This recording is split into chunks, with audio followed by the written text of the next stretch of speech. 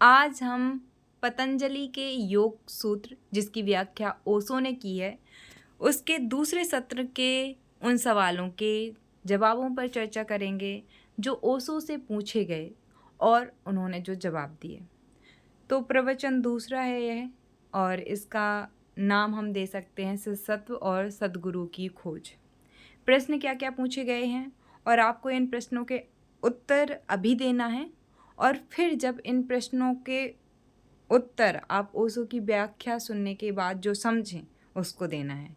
तो स्टार्टिंग में आपको इनके उत्तर खुद को देना है, कमेंट्स में देना ज़रूरी नहीं है, और बाद में खुद को ही देना है कि अब मुझे क्या समझ में आया, और फिर उसका प्रैक्टिकली लाइफ में अप्लाई करेंगे तो ज़्यादा आपको यूजफुल लगेगा।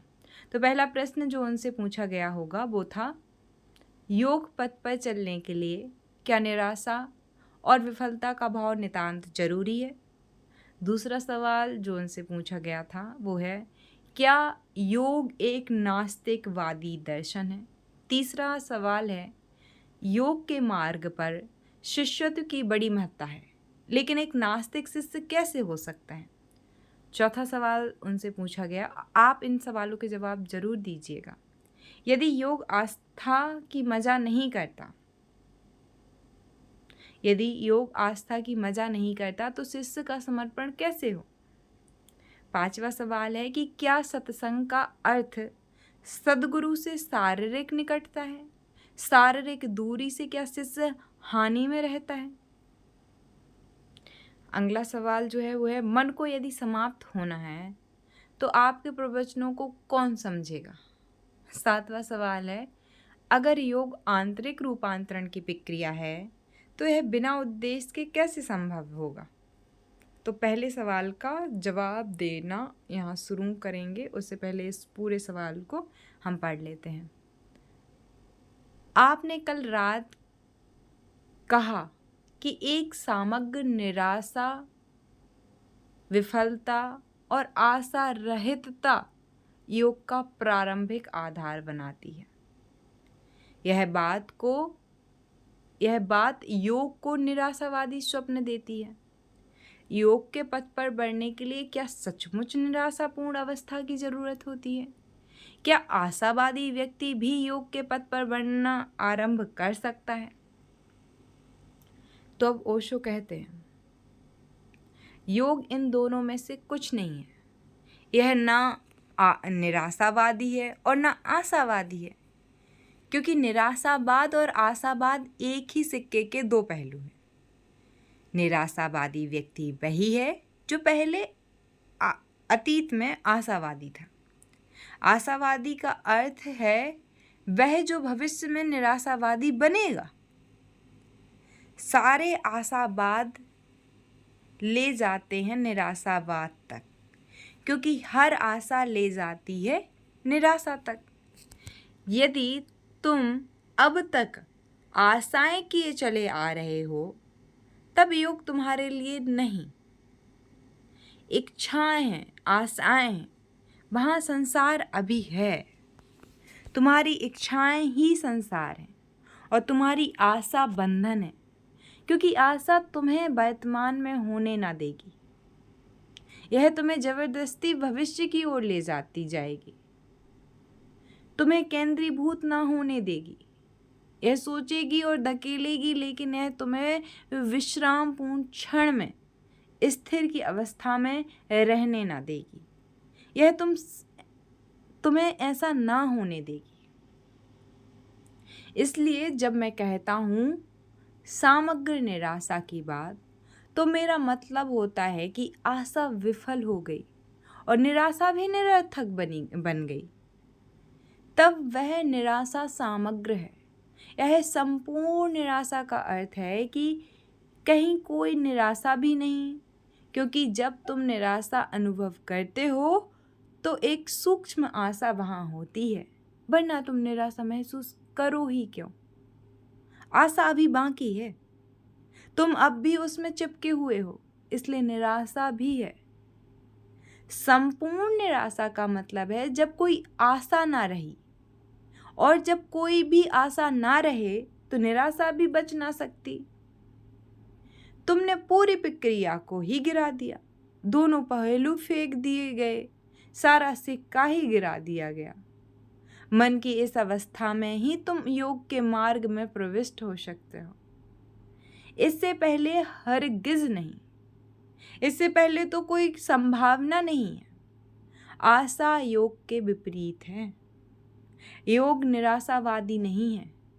तुम आशावादी या निराशावादी हो सकते हो, लेकिन योग इन दोनों में से कुछ नहीं है। अगर तुम निराशावादी हो तो तुम योग के मार्ग पर नहीं बढ़ सकते, क्योंकि एक निराशावादी व्यक्ति अपने दुखों से ही चिपका रहता है। वह अपने दुखों को तिरोहित ना होने देगा। एक आशावादी व्यक्ति चिपका रहता है अपनी आशाओं से और निराशाओं से चिपका रहता है, अपने दुखों से और अपनी निराशाओं से चिपका रहता है। वह निराशा ही सखी संबंधी साथी बन जाती है उसकी। योग उसके लिए ही है जो ना तो आशावादी है और ना ही निराशावादी है। यह उसके लिए है जो पूरी तरह से यूं निराश हो चुका है कि निराशा को भी महसूस करना उसको अब व्यर्थ लगने लगा हो। यह विपरीतता, नकारात्मकता केवल तभी महसूस हो सकती है अगर तुम गहरे में कहीं सकारात्मकता से चिपके हो चले जाते हो। यदि तुम आशा से चिपकते हो, तुम निराशा को अनुभव कर सकते हो। अगर तुम अपेक्षा से चिपकते हो तो तुम विफलता अनुभव कर सकते हो। लेकिन यदि तुम सिर्फ इतना भरपूरी तरह से समझ जाओ कि अपेक्षा की कोई संभावना है ही नहीं, तो कुंठा कहाँ हो सकती है। तो अस्तित्व का यह स्वभाव है कि अपेक्षा के लिए, आशा के लिए कोई संभावना नहीं है।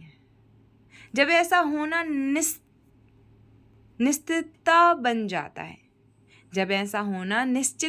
जाता है, तब तुम निराश कैसे अनुभव कर सकते हो, और तब आशा और निराशा दोनों ही विलीन हो जाती हैं।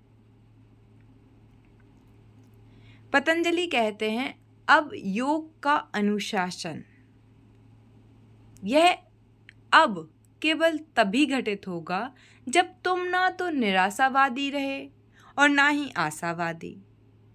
निराशावादी और आशावादी दृष्टिकोण ये दोनों ही बीमार दृष्टिकोण हैं। लेकिन ऐसे शिक्षक मौजूद हैं जो आशावादिता की भाषा में बात करते चले जाते हैं, विशेषकर अमेरिकी ईसाई प्रचारक। वे आशावादिता, भविष्य और स्वर्ग की भाषा में ही बोलने चले जाते हैं। पतंजलि की दृष्टि में यह केवल बचकानापन है, क्योंकि तुम एक और नई बीमारी ला रहे हो। तुम नई बीमारी को पुरानी बीमारी की जगह रख रहे हो। तुम दुखी और किसी भी तरह सुखी होने की सोच रहे हो। इसलिए जो कोई भी तुम्हें आश्वासन देता है कि यह रास्ता तुम्हें खुशी की ओर ले जाएगा, तुम उसी के पीछे चल पड़ोगे। वह तुम्हें आशा दे रहा है, लेकिन तुम अतीत की आशाओं के कारण ही इतने ज़्यादा दुखी हो रहे हो। वह फिर किसी आगामी नरक का निर्माण किए दे रहा है। योग तुमसे ज़्यादा वयस्क, ज़्यादा परिपक्व होने की अपेक्षा रखता है। योग कहता है कि कोई संभावना नहीं है अपेक्षा की, भविष्य में कोई संभावना नहीं है किसी परितोष की, भविष्य में कोई स्वर्ग तुम्हारी प्रतीक्षा नहीं कर रहा है, और ईश्वर क्रिसमस का उपहार लिए तुम्हारी प्रतीक्षा नहीं कर रहा है। कोई नहीं है तुम्हारी प्रतीक्षा जो कर रहा हो। इसलिए भविष्य के पीछे ललकते मत फिरो। और यदि तुम सचेत हो गए हो कि कुछ ऐसा नहीं है जो कहीं भविष्य में घटित होने वाला है, तो तुम अभी और यहीं जागरूक हो जाओगे, क्योंकि यही कुछ है नहीं आगे बढ़ने के लिए। तुम कंपित होने का कोई कारण नहीं, तुम्हारे तब कंपित होने का कोई कारण नहीं है तुम्हारे पास। तब एक स्थिरता तुम में घटित होती है। अचानक तुम गहरे विश्राम में होते हो। तुम कहीं जा नहीं सकते, तुम घर में हो। गति समाप्त हो जाती है, बेचैनी गायब हो जाती है और अब समय है योग में उतरने का। पतंजलि तुम्हें कोई आशा नहीं देंगे। तुम जितना अपना आदर करते हो उससे कहीं अधिक आदर करते हैं वे तुम्हारा। वे सोचते हैं तुम परिपक्व हो और खिलौने तुम्हारी मदद ना करेंगे। जो भी अवस्था है उसके प्रति जागरूक होना अच्छा है, पर जैसे ही मैं कहता हूँ समग्र निराशा की बात, तो तुम्हारा मन कहता है यह तो निराशावादी लगता है, क्योंकि तुम्हारा मन आशा के द्वारा ही जीवित है। तुम्हारा मन इच्छाओं से अपेक्षाओं से चिपका रहता है। अभी तुम इतने दुखी हो कि तुम आत्महत्या कर लेते अगर कोई आशा ना होती। यदि पतंजलि वास्तव में सही है तो तुम्हारा क्या होगा? अगर कोई आशा ना हो, कोई भविष्य ना हो और तुम अपने वर्तमान में फेंक दिए जाओ, तो तुम आत्महत्या कर लोगे। तब जीने के लिए कोई आधार नहीं होता। तुम्हारे किसी उस बात के लिए जीते हो जो कभी और घटित होगी, वह घटित होने वाली नहीं है। लेकिन ऐसी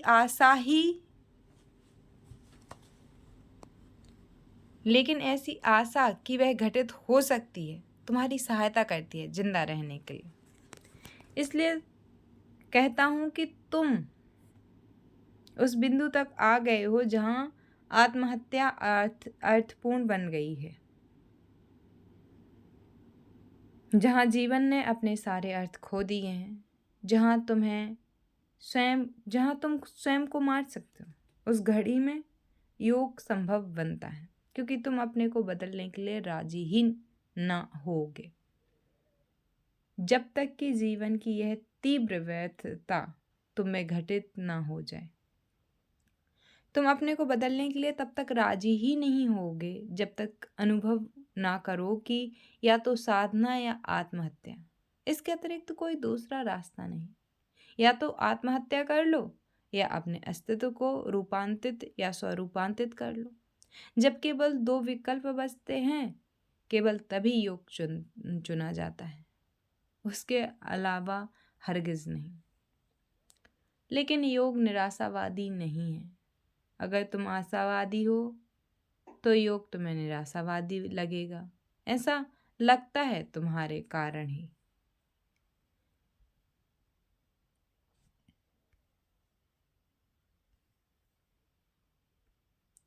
पश्चिम में बुद्ध को निराशावादी की पराकाष्ठा मान लिया गया है, क्योंकि बुद्ध ने कहा कि जीवन दुख है, तीव्र व्यथा है। इसलिए पश्चिमी दार्शनिक बुद्ध के बारे में कहते रहे हैं कि बुद्ध निराशावादी हैं। एल्बर्ट श्वेइत्जर जैसे व्यक्ति भी ऐसा व्यक्ति जिसके कुछ जानने की आशा हम रख सकते हैं, वह भी इस भ्रम में है। वह सोचते हैं कि सारा पूर्व निराशावादी है और यह बहुत बड़ी आलोचना है। वह अनुभव करता है कि सारा पूर्व निराशावादी है। बुद्ध, पतंजलि, महावीर, लाओ त्सो, ये सभी उसके लिए निराशावादी हैं। वे निराशावादी लगते हैं, वे ऐसे लगते हैं क्योंकि वे ऐसा कहते हैं कि तुम्हारा जीवन अर्थहीन है। ऐसा नहीं कि वे जीवन को अर्थहीन कहते हैं, वे केवल उसी जीवन को कहते हैं जिसे तुम जानते हो, और जब तक जीवन पूर्णतः अर्थहीन नहीं हो जाता तुम इसका अतिक्रमण नहीं कर सकते, तुम इससे चिपके रहोगे। जब तक तुम इस जीवन के अपने होने के इस ढंग के पार नहीं जाते, तुम नहीं जान पाओगे कि आनंद क्या है। लेकिन बुद्ध या पतंजलि आनंद के बारे में अधिक नहीं कहेंगे, क्योंकि उनमें एक गहरी करुणा है तुम्हारे लिए। यदि वे आनंद के बारे में कहना शुरू करते तो तुम फिर आशा बनाने लगते। तुम दुसाध्य हो, तुम फिर आशा बना लेते। तुम कह दोगे ठीक है, तो हम यह जीवन छोड़ सकते हैं। यदि एक अधिक भरपूर जीवन, एक अधिक ज्ञानदायक जीवन की संभावना है तो हम इच्छाएं छोड़ सकते हैं। यदि इच्छाएं छोड़ने से आत्यांतिक सत्य और आनंद का शिखर मिलना संभव है तो हम इच्छाएं छोड़ सकते हैं, लेकिन इनमें हम केवल बड़ी इच्छा के कारण छोड़ सकते हैं। तब तुम छोड़ कहाँ रहे हो? तुम बिल्कुल ही नहीं छोड़ रहे। तुम तो बस पुरानी इच्छाओं की जगह नई इच्छाएं रख रहे हो, और नई इच्छाएं कहीं ज़्यादा खतरनाक होंगी पुरानी इच्छाओं से, क्योंकि पुरानी के प्रति तो तुम निराश हो ही। नई इच्छाओं के प्रति निराशा होने के लिए जहाँ कह सको कि ईश्वर व्यर्थ है, जहाँ कह सको कि स्वर्ग की बात मूर्खतापूर्ण है, जहाँ तुम कह सको कि सारा भविष्य निरर्थक है, ऐसे बिंदु तक पहुँचने के लिए तुम कुछ और जन्म लेने पड़ सकते हैं। यह सांसारिक इच्छाओं का प्रश्न नहीं है, यह इच्छा मात्र का प्रश्न है। इच्छा करना ही बंद होना चाहिए। केवल तभी तुम तैयार होते हो, केवल तभी तुम साहस करते हो, केवल तभी द्वार खुलता है और तुम अज्ञात में प्रवेश कर सकते हो। अतः पतंजलि का पहला सूत्र अब योग का अनुशासन है। तो यहाँ पे हमने समझ लिया कि अब मतलब वर्तमान में होना। ठीक है, आपको क्या समझ में आया? क्या आपकी इस पे राय है? कमेंट में कर सकते हैं। बहुत जो खोखले स्तर पे हम जीते हैं, जो समाज के सतही धरनों पे जीवन मौत हम देखते हैं, ऑनर किलिंग और रेप और ये और वो और समाज की बहुत सारी बुराइयाँ और इतनी गहराई, तो बहुत ज़्यादा ज़रूरी है कि ऐसे कुछ लोग बहुत सही शब्दों में बताएं कि रियल क्या है, सच क्या है, बहुत गहरा सच क्या है। तो वही ओशो ने किया है, और ओशो को पढ़ते हुए जितना आप पढ़ेंगे, जितना आप सुनेंगे, जितना आप समझेंगे, उतना आप अपनी चेतना के बारे में जानेंगे, आप अपने बारे में जानेंगे। नेक्स्ट क्वेश्चन को मैं नेक्स्ट वीडियो में ले लूँगी, तो आप इसी प्लेलिस्ट में अगला वीडियो देख लीजिएगा। योग सूत्र नाम से, पतंजलि योग सूत्र के नाम से मैंने प्लेलिस्ट बना के रखा है। Thank you so much. मेरे लिए या आपके लिए नहीं, वीडियो देखने के लिए नहीं, अपने आप को जानने की कोशिश करने के लिए। ठीक है, तो धन्यवाद।